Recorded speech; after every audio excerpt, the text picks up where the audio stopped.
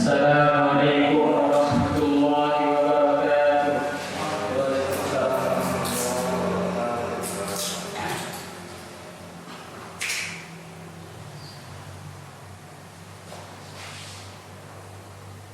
A'udzu billahi minasyaitonir rajim.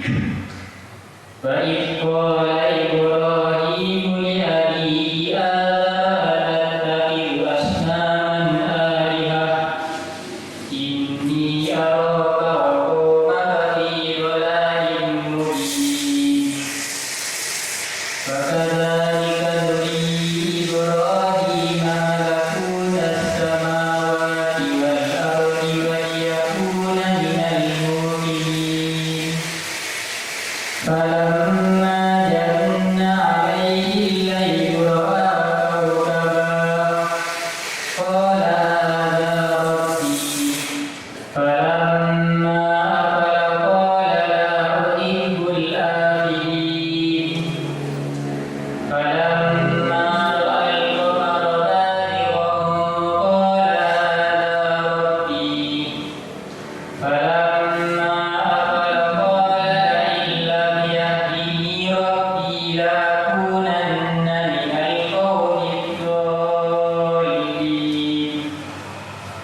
Falamma ra'a asy-syamsa bazighatan qala hadha rabbi hadha akbar. Falamma afalat qala ya qaumi inni bari'un mimma tusyrikun.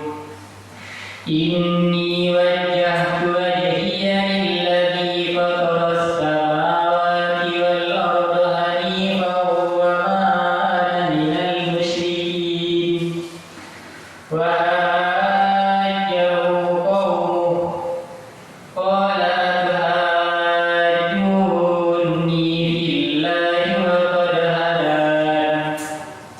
ولا أخاف ما تشركون به إلا أن يشاء ربي شيئا وسع ربي كل شيء علما أفلا تتذكرون. فكيف أخاف ما أشركتم ولا تخافون أنكم أشركتم بالله ما لم ينزل به عليكم سلطانا. فأي الفريقين أحق بالأمن إن كنتم تعلمون. صدق الله العظيم. أعوذ بالله من الشيطان الرجيم. بسم الله الرحمن الرحيم. السلام عليكم ورحمة الله وبركاته. الحمد لله رب العالمين. صلوات الله البر الرحيم والملائكة المقربين على سيدنا وعظيمنا وقرة أعيننا محمد طه الأمين وعلى آله وأصحابه ومن تبع سنتهم إلى يوم الدين.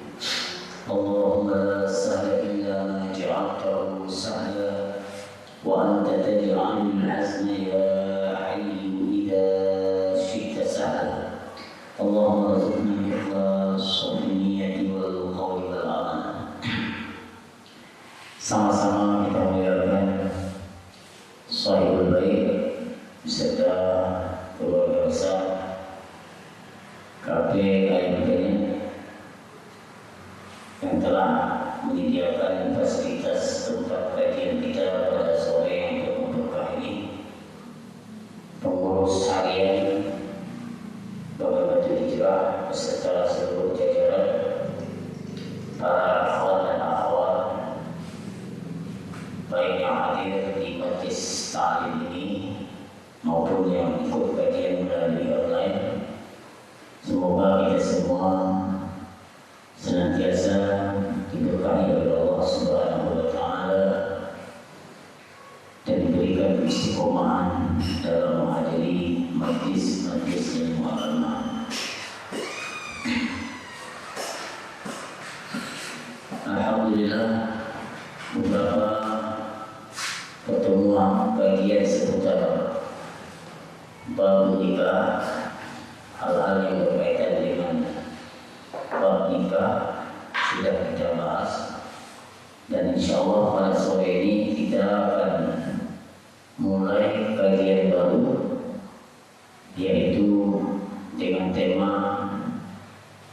senjata benteng seorang mukmin. Jadi kita seorang mukmin, Rasulullah Shallallahu Alaihi Wasallam sudah mengajarkan kepada kita harus mempunyai benteng menjaga diri kita. Kenapa demikian? Karena ada musuh yang tidak nampak dengan kita. Kalau musuh yang nampak, mungkin kita bisa mempersiapkan benteng untuk menangkisnya. Kita perang misalnya dengan orang Yahudi, kita tahu bisa kita siapkan pakai baju besi, pakai senjata api, bom dan seterusnya. Tapi ada musuh yang kita tidak lihat, tetapi ada dan wajib mengimaninya. Ya. Yang mana musuh ini setiap saat akan menyerang kita. Tidak peduli dimanapun tempat kita, kapanpun dia akan tetap menyerang kita terus. Ketika kita lalai ya, untuk mengantisipasi, untuk menghadapi, menangkis dari musuh yang tak nampak ini, tanpa kita sadari kita sudah terperangkap ya, oleh serangan mereka. Apa itu? Di antaranya jin, sihir, dan penyakit ain. Ingin apa? Terkadang ada di antara kita sakit, tiba-tiba badannya sakit, dibawa ke dokter, diperiksa, diuruskan, tak ada apa-apa. Maka di sini timbul pertanyaan. Bisa jadi dia terserang oleh sihir, bisa jadi dia kena serangan ain, penyakit ain. Nanti akan kita jelaskan penyakit ain itu apa dan bagaimana cara mengantisipasinya. Ya, sihir itu bisa dari kalangan manusia yang menyihir kita dengan bekerjasama dengan jin. Ada juga kita yang disihir oleh jin itu sendiri. Jadi kalau kita tidak punya bertahan, tidak punya benteng, tidak punya senjata untuk menangkis itu semua, bila kita terjebak dalam permasalahan itu. Dan insya Allah kita akan bahas ya, berkaitan dengan ini. Para ikhwan dan akhwat yang dirahmati Allah Subhanahu wa Ta'ala. Pertama, sebelum kita mulai, bahwa Allah Subhanahu wa Ta'ala telah menurunkan Al-Quran dan menjelaskan kepada kita tentang hal-hal yang berkaitan ya, hukum-hukum syarak. Kemudian juga Allah menjelaskan kepada kita tentang hal-hal yang baik ya, disebutkan dalam Al-Quran. Di antaranya tentang perkara makhluk yang namanya jin. Bahkan di dalam Al-Quran ada satu surah yang dinamakan surah itu surah jin. Qul uhiya ilayya annahu istama'a nafarun minal jinni inna sami'na qur'anan ajaba. Itu makna surah itu. Maka kita wajib meyakini bahwa makhluk yang namanya jin itu ada. Ya, bukan hanya sekedar cerita dongeng atau cerita apa namanya huruf, tidak. Memang ada. Tetapi di dunia ini kita nggak bisa lihat mereka dalam bentuk wujud aslinya, itu nggak bisa. Karena Al-Quran sendiri menyebutkan wa yarakum wa qabiluhu min haitsu la tarawnahum. Al-Quran disebutkan jin dia melihat kalian, melihat kita maksudnya ya, min haitsu la tarawnahum, sementara kalian tidak bisa melihatnya. Tapi kok ada cerita-cerita bahwa sebagian orang lihat jin, begitu. Itu bukan melihat dalam wujud aslinya, tapi jin itu sudah menjelma. Ada yang disebut dalam istilah kita yatasyakal. Jadi jin itu Allah berikan kemampuan, dia bisa menjelma. Menjelma itu berupa manusia atau berupa binatang atau berupa ular. Itu kemampuan yang Allah berikan kepada jin. Yang sedang itu menjelma bentuk landak, binatang landak. Itu senang ya. Dan apa perbedaan dengan malaikat? Malaikat juga makhluk yang tak bisa kita lihat, karena malaikat diciptakan dari nur, cahaya, dan jin Allah ciptakan dari api. Dua-duanya tidak bisa kita lihat. Kapan kita bisa melihat mereka? Ketika mereka menjelma. Persamaannya apa antara jin dan malaikat? Persamaannya, malaikat Allah berikan kemampuan kepada mereka, mereka bisa juga menjelma. Jin juga Allah berikan kemampuan kepada mereka, bisa juga menjelma. Perbedaannya mana? Perbedaannya kalau malaikat dia ketika menjelma menunjukkan dirinya kepada kita, dia tidak mau berbentuk yang tidak bagus. Ya. Tapi kalau jin, dia terkadang juga menjelma berbentuk yang tidak bagus, seperti bentuk ular, atau bentuk anjing, atau bentuk apa lagi, babi. Itu mau. Tapi kalau malaikat, kalau dia menjelma yang baik, yang bagus-bagus. Bentuk burung, tapi cantik burungnya, atau bentuk unta, seperti malaikat Jibril. Ketika Rasulullah menuju Mekah ingin dilempar dengan batu yang besar, Abu Lahab atau Abu Jahal itu, ketika Nabi sholat, kemudian dia tunggu di atas itu. Dia bawa batu besar, tujuannya pas Rasulullah lewat dari itu akan dilempar dengan batu. Itu dalam riwayat seperti ya.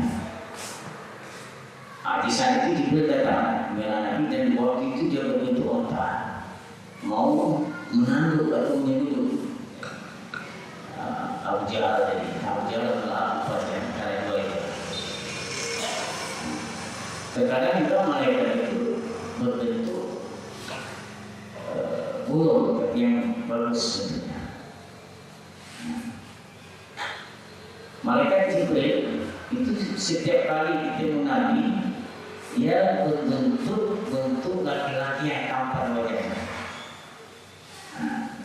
Tetapi malaikat itu tidak memiliki kelamin perempuan, juga tidak memiliki kelamin laki-laki. Malaikat tidak punya nafsu.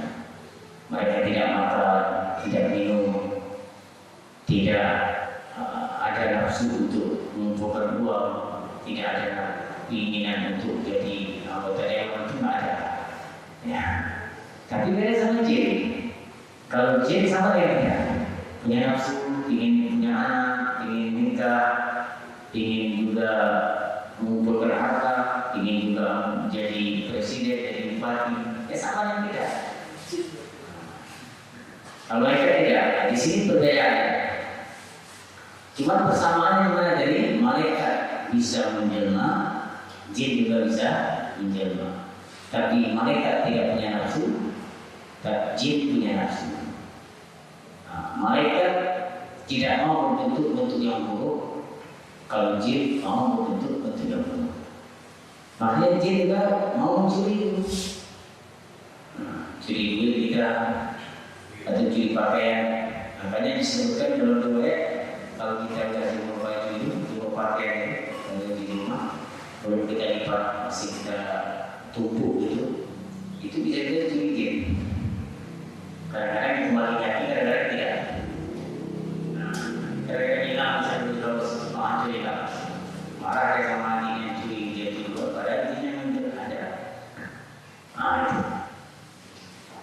Jadi di sini perbedaan dan di sini persamaan. Persamaan yang mana? Jin dan malaikat sama-sama Allah berikan kemampuan mereka bisa masuk ke dalam tubuh kita. Ya, kita ketika di dalam rahim ibu kita atau janin yang kita berada di dalam rahim seorang perempuan ketika berumur 120 hari atau 3 bulan, 4 bulan, itu nanti ada malaikat yang masuk ke dalam malaikat yang datang untuk meniupkan roh ke dalam janin tersebut yang berada di dalam rahim perempuan. Tapi malaikat nggak mau menyakiti kita. Beda dengan jin. Kalau jin mau menyakiti kita, makanya ada yang bersumpah, ada yang mau ya, itu jin. Tidak bisa perbedaannya. Dan tidak boleh mengatakan malaikat itu perempuan, ya, mempunyai kelamin perempuan, karena malaikat tidak pernah berbentuk perempuan. Sehingga Al-Quran menyebutkan innal ladzina la yu'minuna bil akhirati la yusammuna al-malaikata tasmiyatal unsa. Jadi orang-orang yang menamakan malaikat itu perempuan, mereka ya termasuk yang tidak beriman pada hari kiamat, dan itu bisa membatalkan keimanan seseorang. Mengatakan malaikat perempuan atau mempunyai kelamin perempuan, ini penghinaan terhadap malaikat.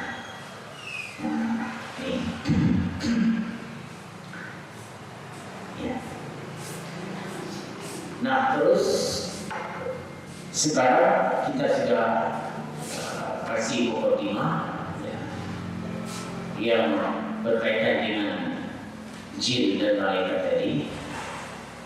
Nah, kita kan nggak nampak nih. Ya. Kalau nggak nampak kan gimana cara untuk menangisnya kan gitu. Ya.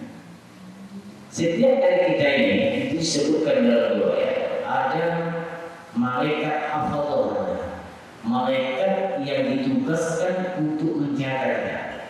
Setiap orang itu setiap kita ada apa? Malaikat yang menjaga kita. Ya. Malaikat hafadhah inilah yang menjaga kita.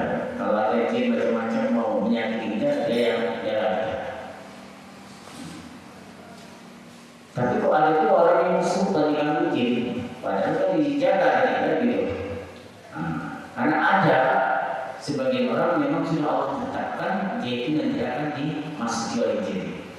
Maka ketika ada ketetapan dari Allah seperti itu, maka malaikatnya tidak membela biasa.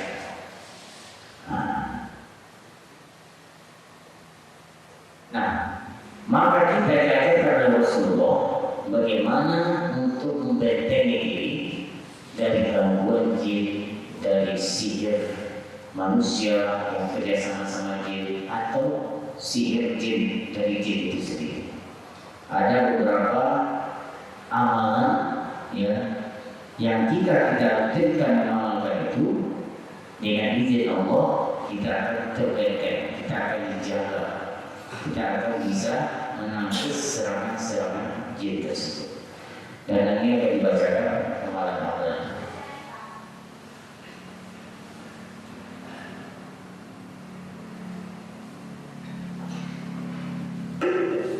Diri dan laka-laka untuk menjaga diri dari gangguan jin, sihir dan lain. Diri dibaca setiap pagi, sore dan menjelang tidur. Surah Al-Ikhlas 3 kali, Surah Al-Falaq 3 kali, Surah An-Nas 3 kali, Surah Al-Fatihah 3 kali, dan ayat kursi 3 kali. Pada siang hari membaca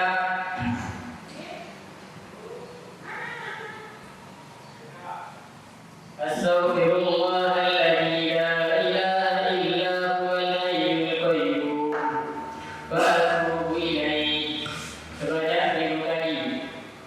La haula wa la quwwata illa billah sebanyak 1000 kali. Ya Hafiz sebanyak 1000 kali. Ketika seseorang terkena ain, dibacakan doa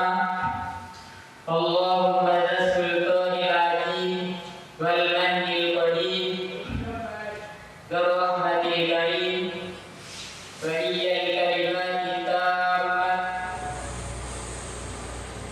والدعوات المستجابة آتنا آت فلانا من أنفس الجن وأعين الإنس. Ini anjuran ya untuk menjaga membentengi diri. Nah, dikit-dikit sebenarnya sudah hafal, ya. Sebagian besar tidak hafal. Mungkin ada juga yang tidak hafal, tapi sebagian sudah kita hafal. Jadi kalau seorang itu rutin mengamalkan ini, yang tadi disebutkan dibaca setiap pagi, sore, dan menjelang tidur. Diamalkan ini, insya Allah ya, kita terhindar dari serangan-serangan itu. Jadi nggak perlu pakai jimat, pakai penangkis yang nggak jelas. Ini tidak jelas. Ayat Al-Quran, ayat hadis, kemudian zikir yang warid dari Rasulullah Shallallahu Alaihi Wasallam. Rasulullah sendiri pun pernah kena sihir. Makanya datang malaikat Jibril meruqyah Nabi dan mengajarkan Nabi ikhlas di antaranya turun surah Al-Falaq. Qul a'udzu birabbil falaq min syarri ma khalaq wa min syarri ghasiqin idza waqab wa min syarri nafatsati fil 'uqad. Itu kan uqad itu bundaran-bundaran yang disihir ya, yang dilakukan ke Rasulullah. Nah, itu dengan rambut Nabi ya, diambil orang itu, kemudian dari situ mereka menyihir Rasulullah. Nabi juga pernah diracun, diundang di suatu acara, kemudian dimasukkan racun yang mematikan. Nah, sehingga Nabi makan itu, bahkan di antara sebab wafatnya Rasulullah itu bekas dari makan daging yang diracun. Dan sahabat ada beberapa orang yang termakan itu dan meninggal. Jadi banyak riwayat itu, makanya ya Nabi mengajarkan kepada kita bagaimana untuk membenteng diri. Nah, di antaranya ini kita rutinkan baca surah Al-Ikhlas 3 kali, surah Al-Falaq 3 kali, surah An-Nas 3 kali, surah Al-Fatihah 3 kali, ayat Al-Kursi 3 kali. Tiga semua. Kemudian setelah itu pada siang hari, baca Astaghfirullahaladzim la ilaha illa huwal hayyul qayyum wa atubu ilaih. Ini banyak seribu kali. Ya bacanya bisa sambil jalan, sambil duduk, sambil apa.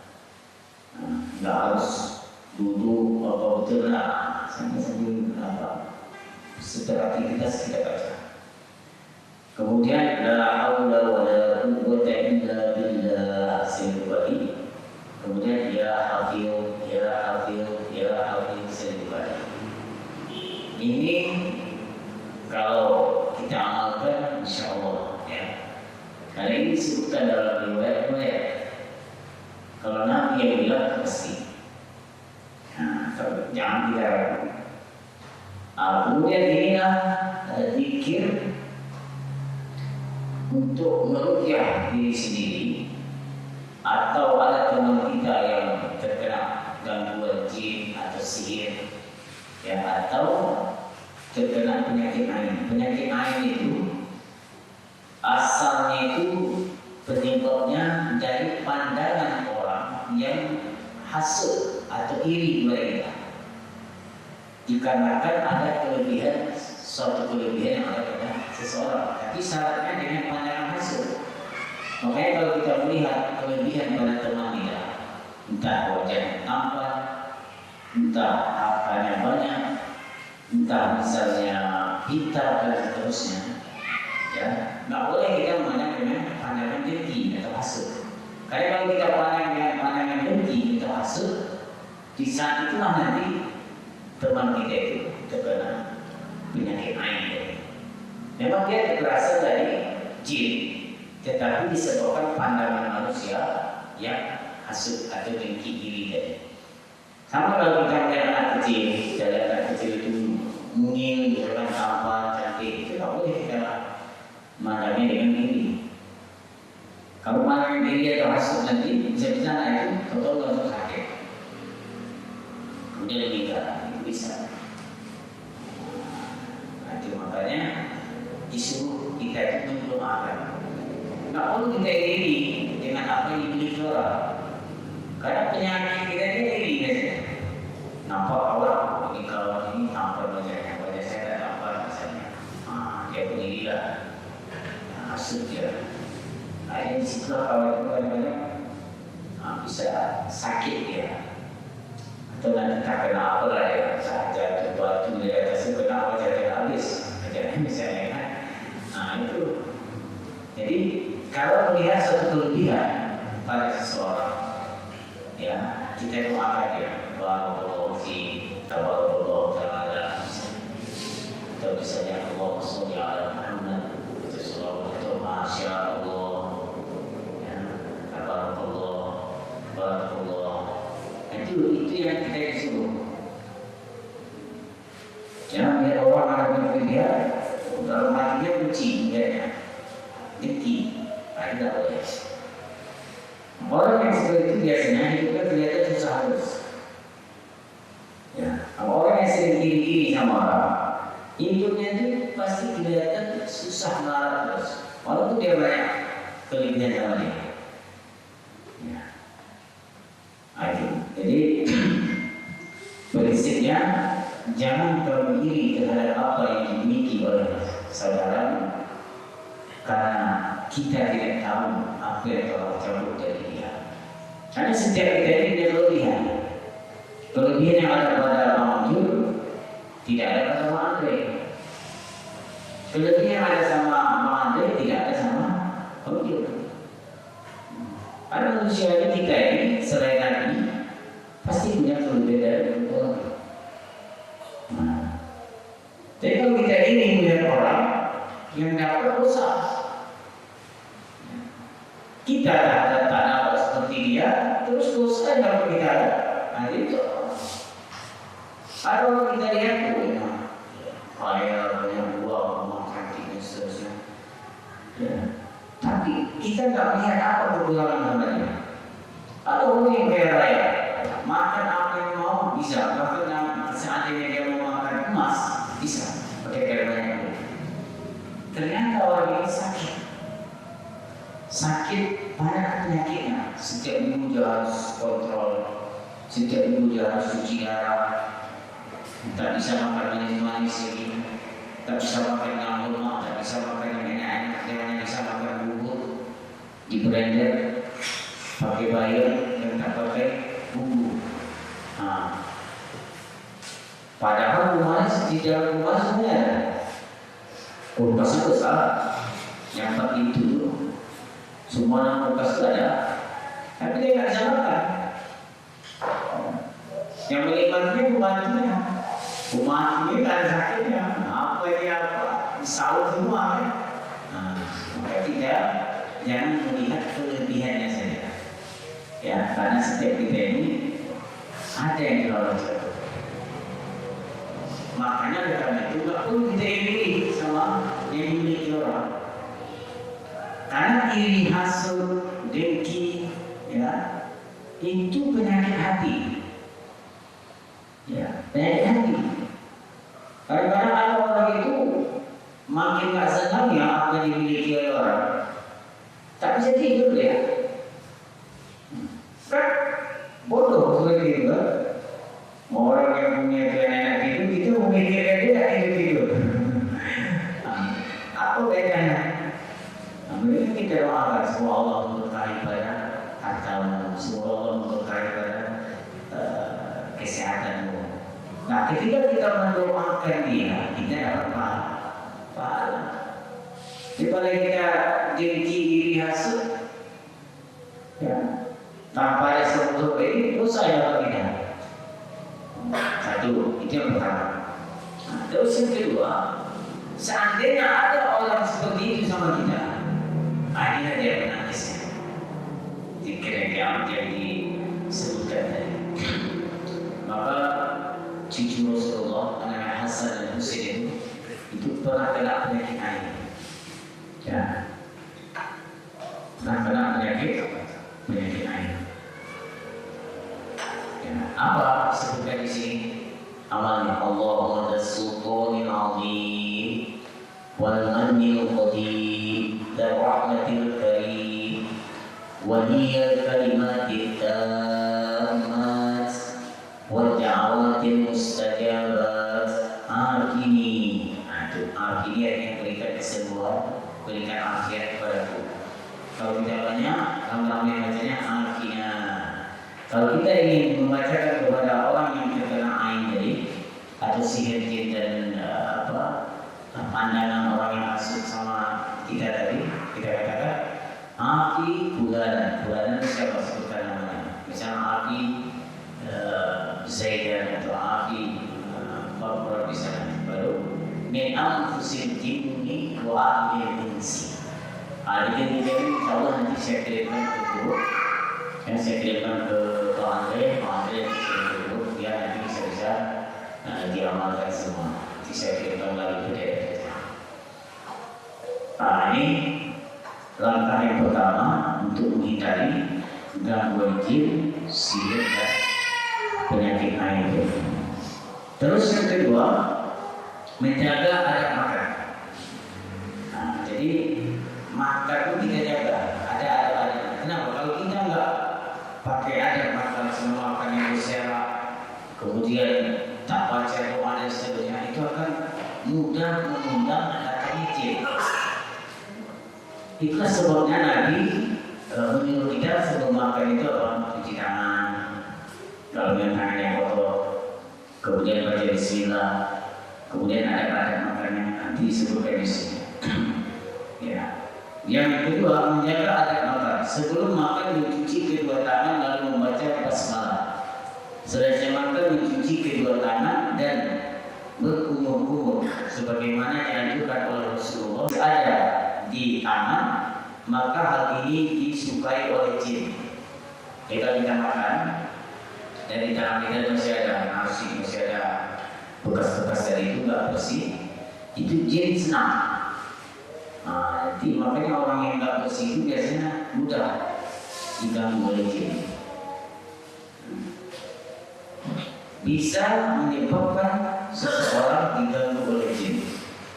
Itulah sebabnya kita kalau makan itu disunnahkan untuk menghisap bekas atau sisa-sisa yang ada di diri kita. Tapi orang yang nggak paham katanya kita congok lawan ini dihisap tangan itu dihisap semua. Ada nggak tahu, jadi biarnya ada orang ngomong gitu kan. Nah, makanya ngaji juga, makanya itu pengajian berbeda biar tahu. Ini orang hisap tangan bilang congok. Coba tengok ya, orang yang paham dia bisa mengerti. Sehingga bersih semua. Dipiring pun kalau ada satu nasi itu enggak ada. Nah, sekarang kita bagaimana adab Rasulullah ketika makan disebutkan. Pertama sebelum makan baca bismillah, cuci tangan dari baca bismillah lalu makan yang kotor. Nah, kemudian apa lagi setelah makan nanti mengucapkan hamdalah, pujian. Alhamdulillah dari rafa'ana wa saqona ja'alana muslimin. Doa yang biasa kita baca. Ya. Kemudian setelah itu begini, wa ya'kul biyadi, makan dengan tangan kanan. Nah, karena kalau makan dengan kiri itu jin senang. Jadi kalau ada terbiasa tangan kiri, arwahnya jangan makan tangan kiri. Karena ada sebagai orang itu sudah terbiasa dengan ini. Nanti dia cebok pakai tangan kanan, nah ini yang bahaya. Kok bisa? Bisanya dia memindahkan tangannya itu kenapa giliran makan nggak bisa? Dia beralasan udah terbiasa nih doa yang lahir kayaknya. Pas giliran cebok dia, tangan kanan dia. Nah, jadi kalau ada terbiasa ini diolah, walaupun perkawanannya agak janggal gitu kan, nah, tapi insya Allah dengan terbatin. Makan, zikir, pakai tangan kanan. Tuh, makan pakai tangan kanan. Wa ya'kul fima yalihi, dan adab makan itu makan apa yang ada di depannya. Jadi kalau kita diundang ini, udah apa yang ada pada itu aja makan ya. Aku ke sana ya. Ada seperti itu. Pasti depannya itu udah apa sayur. Depan kawannya itu udah daging misalnya. Nah, termasuk adab makan itu udah apa yang ada di depan itu lagi dinikmati. Nggak perlu cakap sana ya. Itu tidak ada. Itu yang dianjurkan oleh Rasulullah, makan apa yang ada di hadapannya. Terus apa lagi? Kalau seandainya dia lupa baca bismillah, ya kan ada orang tanya lapangnya, kalau puasa, tidak tentu baca bismillah ya. Jangan kan doa bismillah ya, dengan lapar ya, langsung pakai santap gitu aja. Nabi kasihkan kepada kita solusinya. Kata Nabi apa? Idza akala ahadukum fanasiya, kalau salah seorang kalian makan dan dia lupa untuk baca bismillah di awal permulaan makan tadi, ya, falyakul bismillahi awwalahu wa akhirahu. Di tengah makan itu baru dia ingat, maka cara bacanya bukan cara bismillah, tapi ada tambahannya. Bismillahi awwalahu wa akhirahu.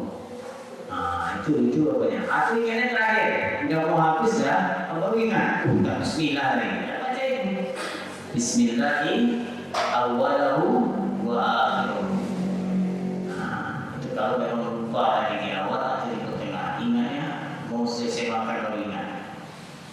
Mungkin diajarkan pada kita. Yang namanya kita manusia kan, pasti ada lupanya.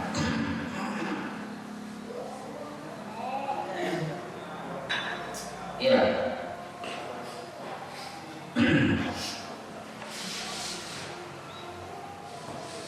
Bahkan kita diajarkan setiap mengulang itu jangan lupa baca bismillah. Kalau bisa kita mengamal dulu yang tadi. Sekarang bismillahirrahmanirrahim. Bismillahirrahmanirrahim. Bismillahirrahmanirrahim. Kalau sanggup itu jangan mantap betul. Tidak sanggup itu minimal alhamdulillah sekali itu. Bisa kita dulu. Setiap minum juga. Makanya Nabi mengatakan kita minum itu bernapas. Bismillah sekali, 3 kali gitu kan. Kemudian kan tidak sampai setelah ini. Kenapa ini perlu kita jaga? Supaya jin tidak bisa menjaga kita. Nah terus wa yastahil as-sabi'u salas. Jadi makan itu dengan 3 jari. Ini artinya apa? Makan itu nggak banyak. Kalau orang banyak makan nggak bisa 3 jari. Iya kan? Supaya makan banyak itu makannya kan 3 jari. 1 jam baru selesai. Itu artinya apa? Makan yang banyak. Makanya resep yang mengajarkan kepada kita, kapan makan kalau sudah lapar, kapan berhenti sebelum kenyang. Itu apa ya rumusnya. Makanlah ketika sudah lapar dan berhentilah sebelum kenyang. Insya Allah sehat kalau kita jaga. Tapi kalau kita balik tidak mengikut aturan itu adalah penyakit badan. Karena sudah kenyang makan, ya, belum lapar makan, sudah kenyang tak mau berhenti. Ini yang banyak penyakit. Karena ya kata Nabi perut kita ini, ya, itu sangat penyakit. Dalam hadis disebutkan. Jadi al-ma'idah, ma'idatnya perut itu sangat penyakit. Maka Nabi anjurkan kepada kita sulus etam, sepertiga untuk nasi atau makanan, wasulus dan sepertiga untuk minum, dan sepertiga lagi untuk bernapas. Itu aturannya seperti itu. Tapi kalau kita bolong semuanya untuk nasi semua, itu muncul penyakit. Penyakit sesak nafas apa, ya karena caranya sepertiga diambil semua. Minum misalnya habis semuanya, makan tidak, bernapas tidak, pokoknya jangan takut pakai untuk minum semua, bisa dia sakit. Atau sebaliknya, makan aja tak minum tak bernapas, sakit juga. Makanya diajar juga sepertiga. Kenapa orang yang cowok itu banyak penyakitnya? Biasa orang yang banyak penyakit itu orang cowok yang makan semua di luar, mie ayam, bakso, apalagi semua masuk.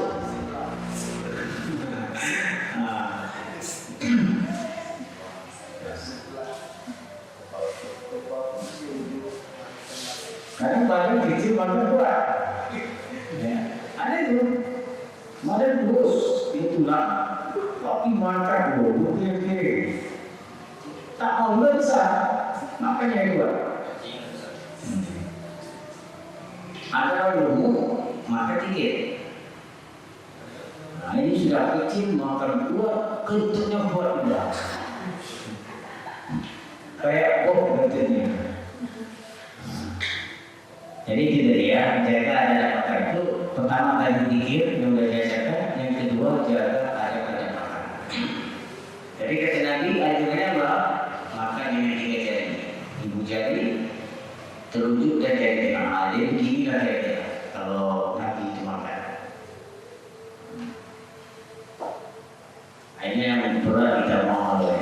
Saya sendiri pun belum bisa. Cuma ya, insya Allah ya. Dengan bertahap ya betul ya. Karena kadang kita ini makin lanjut usia, makin sedikit makan. Kita tengok orang tua kita, yang umurnya 60 tahun, ini makan dikit, sedikit juga tak kenyang aja. Kalau masa sekarang ini kayak kita ini masa-masa kuat ini, apa yang masuk? Nanti akan datang satu saat, ya minumannya sudah bisa lagi. Minum es pun tak bisa, ada satu saat dia katakan. Ya. Itu. Nah terus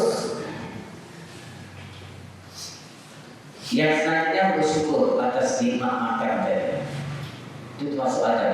Jadi kalau kita dah makan, ya bersyukur. Alhamdulillah. Makanya setelah makan kita diajarkan doa. Alhamdulillahilladzi at'amana wa saqana wa ja'alana muslimin.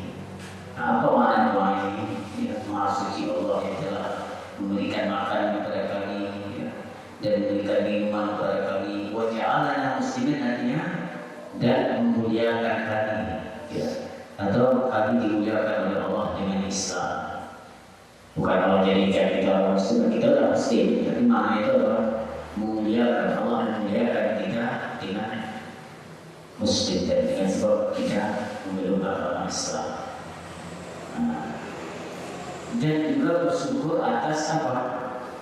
Bersyukur atas nikmat makan, nikmat minum, dan nikmat tempat keluarnya makanan ini. Karena kalau kita makan terus tak bisa keluar, bahaya juga. Ya. Minum terus, tapi tak bisa keluar. Nah, ada orang seperti itu kan? Ada. Tak bisa keluar, makan yang begini. Akhirnya dibawa perut, dibawa pusat itu, pakai selang.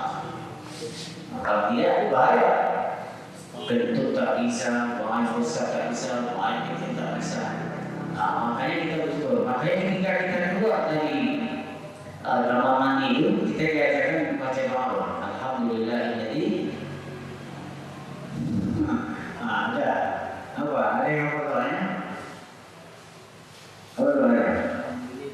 Kalau masuk kamar mandi apa doanya? Dengan kaki kiri, Allahumma inni a'udzubika minal khubuthi wal khaba'ith. Terus kalau keluar, ini apa orang baca ini kompak yang masuk ini. Ini gawat nih, kalah dengan tidak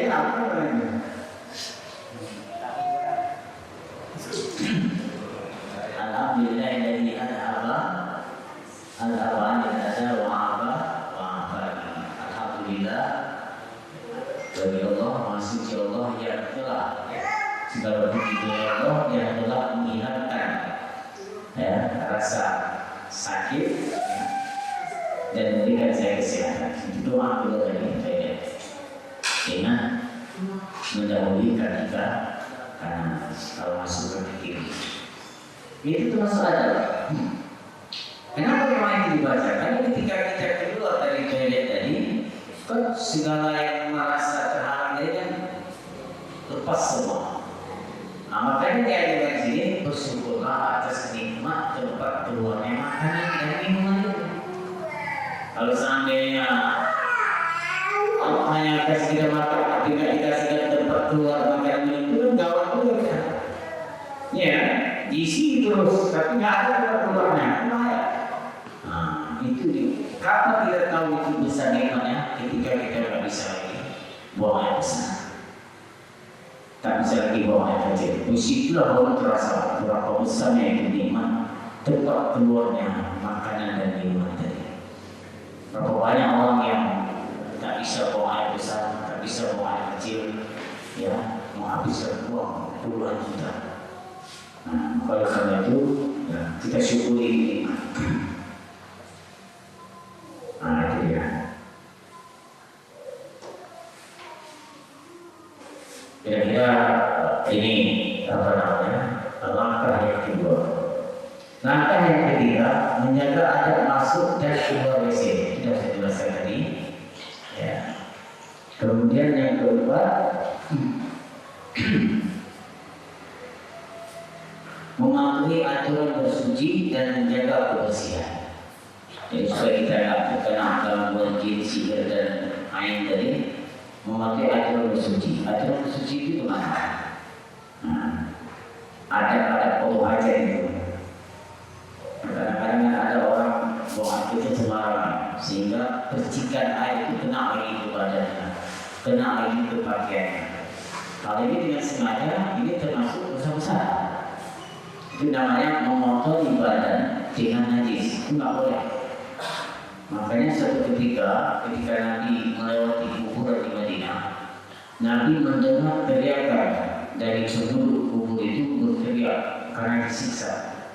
Kata Nabi, ini penghuni kubur ini, yang satu dua kuburan itu, yang satu disiksa juga, yang satu disiksa juga.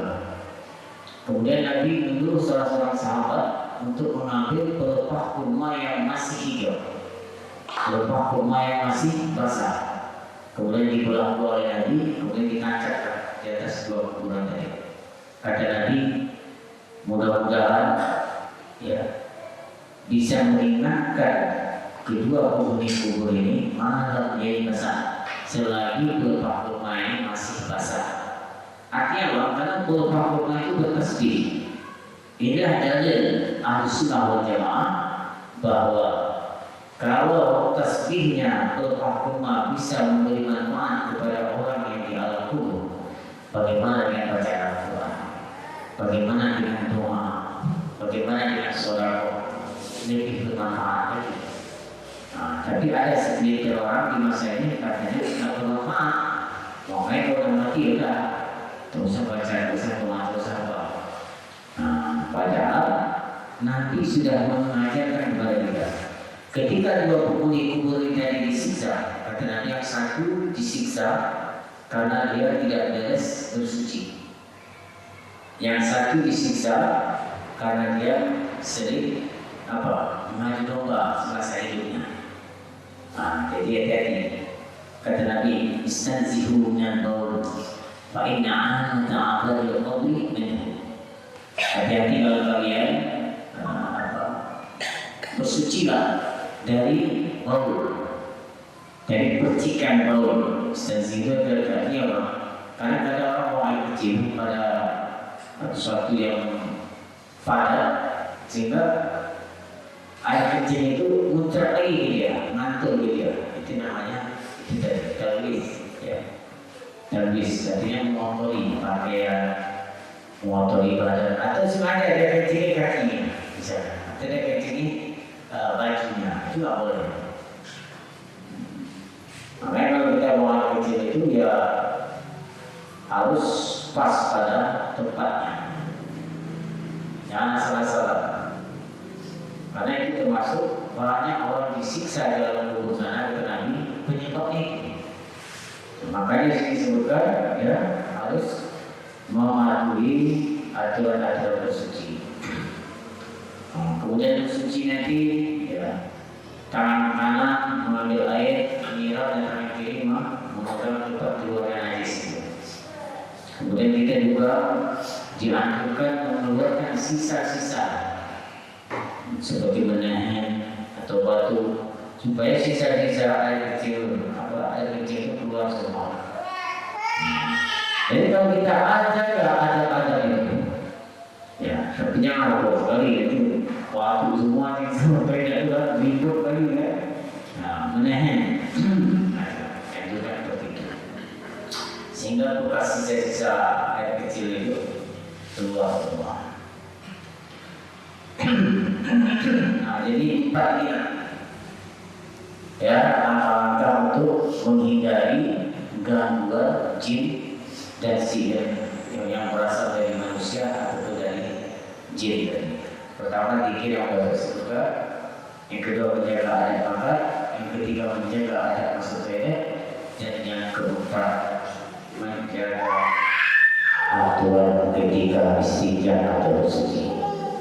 Jika empat ini kita jaga, nanti ada satu lagi ya. Satu lagi kita bisa saja. Tidak keluar rumah saat terbenamnya matahari hingga 1 jam setelah. Nah, jadi makanya Nabi melarang kita kalau menjelang maghrib saat matahari terbenam itu dilarang kita keluar dari rumah. Karena di saat itu jin itu banyak berkeliaran. Sehingga anak-anak kecil, kan ada hadis itu. Anak-anak kecil jangan dikasih keluar ketika masuk waktu maghrib itu. Nanti kalau dia mau main di luar, mau keluar kita anak-anak tadi tunggu 1 jam berlalu. Nah, tunggu 1 jam berlalu setelah terbenamnya matahari tadi. Kita katakan di sini matahari terbenam jam berapa? Jam 6.30 misalnya. Nah, tunggu nanti jam 7.30 baru kita mau jalan ke Sudia atau ke kafe ke kota sana. Jadi kalau pas maghrib itu anak-anak main itu yang sering gangguan jin tadi. Jadi 5 poin ini yang harus kita jaga sebagai benteng dari gangguan sihir, jin dan penyakit lain. Dan insya Allah akan melanjutkan ini ya supaya nanti kita betul-betul bisa membenteng diri kita. Ini kita baru satu bab ya, insya Allah pertemuan berikutnya akan kita lanjutkan lagi ke bab yang lain. Nah, nanti bagaimana keadaan bangsa jin itu ya disebutkan dalam riwayat-riwayat, disebutkan bagaimana pula hukumnya nikah dengan jin. Nah, boleh nggak nikah sama jin? Boleh kan dia? Ini bagian amaan menunggunya. Suruh nikah sama manusia tak mau. Nah, kelebihan nikah sama manusia ini dulu, dia setiap malam bisa bawa. Dan dia malam ini ingin kayak artis itu. Ya. Malam besok masa tukar bentuk artis ini bisa. Ada kelebihannya. Nah, tapi kata tadi jin itu makhluk yang senang bohong. Nah, makhluk yang senang bohong itu jin. Maka jadi makanya kita dilarang kerjasama sama jin. Bahkan Nabi mengajak orang yang mendatangi dukun yang kerjasama sama jin itu sholatnya tidak diterima 40 hari 40 malam. Baik sholat sunnah maupun sholat wajib. Nah, makanya secara hukum ada ulama yang membolehkan nikah dengan perempuan jin yang mukminah, yang Islam. Kalau itu tidak kita tetap tak boleh. Kena manusia yang boleh bagi sama jin kan. Nah, ini nikah sama jin tak boleh lagi jangan. Ya. Jadi ada ulama yang membolehkan. Dulu ada diriwayatkan dalam satu cerita seorang ulama besar, ya. Dia musafir membawa rombongan, satu rombongan lah musafir. Kalau zaman dahulu itu kan kalau musafir itu ya jalan kaki, belum ada pesawat, belum ada mobil dan seterusnya. Jadi kalau kemalaman ataupun hujan deras atau kemalaman, mereka nginapnya di mana? Di gua. Kalau kita sekarang di hotel ya kan? Kalau dulu mana ada hotel. Jadi seorang alim ini, kita nama alimnya orang berilmu, ya minatlah mereka di sebuah gua. Ketika teman-temannya dari istirahat, seorang alim ini tadi belum istirahat, dia tidur. Dia didatangi apa? 5 orang jin, ya, 5 orang jin. Bapaknya, mamanya, anak gadisnya, kemudian 2 jin ini. Untuk sebagai saksi, dinyatakan orang alim ini ingin menawarkan untuk menikah dengan putrinya ini. Cantik, ya. Cantik putrinya itu, cuma matanya ke atas. Sebutkan kalau itu kalau kita kan begini ya, kalau ini jadi diangkat ke dalam goyang. Saksinya 2 orang tadi. Nikah mereka. Akhirnya ada ulama yang membolehkan nikah dengan jin mu'minah tadi. Setelah itu perempuan ini tadi yang dinikah dengan seorang alim ini nggak dekati, artinya nggak diperbaikkan. Akhirnya perempuan ini tadi ngadu ke orang tuanya bahwa suami dia nggak mau mendekati dia. Kemudian dikatakan oleh orang tuanya, laki-laki tadi yang alim ini, kalau kamu kurang suka sama anak saya, katanya cerai dengan dia. Tapi jin yang baik, nggak mau dia dendam, nggak mau dia marah-marah, kalau nggak suka ya, akhirnya diceraikan. Itu sejarah singkat. Cuma kelebihannya kita betul, dia bisa berubah setiap malam. Wajahnya, kalau kita nikah sama manusia ya, itu aja wajahnya kan. Cuma ada juga, kita nggak nampak dia berusaha cekinya. Ya, ini apa namanya dari segi hukumnya saja. Ya, kalau yang nampak namanya nampak ya, yang nggak depan mata dan nampak. Nah, jadi kan nampak, usah-usah apa nama itu. Nanti dulu di belakangnya mana tempat ya nampak. Itu tentang insyaallah nanti akan kita bahas lanjutannya insyaallah. Sampai di sini kajian kita, semoga bermanfaat. Kita tutup. La ilaha illallah. Allahumma shalli ala sayyidina Muhammad wa ala alihi wa sahbihi wa sallim. Rabbi ighfirli wa liwalidayya wa lil mu'minina wal mu'minat. Walhamdulillahi rabbil alamin.